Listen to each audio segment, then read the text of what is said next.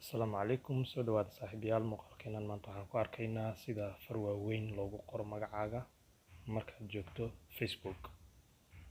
Marka hore soo kici applicationka Facebook, kadib dooro saddexda dhibcood oo kor ka muuqda. Hoos u deg, waxaad ka doorataa setting and privacy, kadibna waxaad kasii doorataa setting, then waxaa gashaa personal and account information, kadib waxaad riixdaa name. Okay, halkan waxaa ku qoran magacaaga, magacaan iska tirtir, kadibna qayb kasta oo magacaaga uu ka kooban yahay xarafka ugu horeeya ka dhig xaraf weyn, inta kalena xarfa yaryar.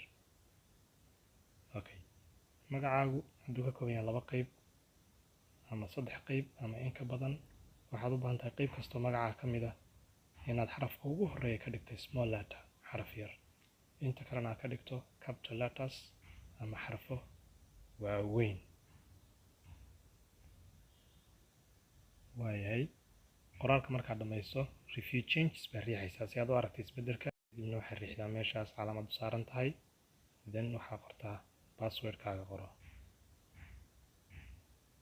waxaad qoraysaa passwordka si aad u save garayso isbedelkii aad ku samaysay magacaaga. Okay, passwordka markaad dhamayso save changes baad riixday, then sidaas waxaa ku bedeshay muuqaalkii magaca profilekaaga. waad aragtaan hadda magacaynu ku qoran yahay far waaweyn. waa ku mahadsantihiin daawashada muuqaalka.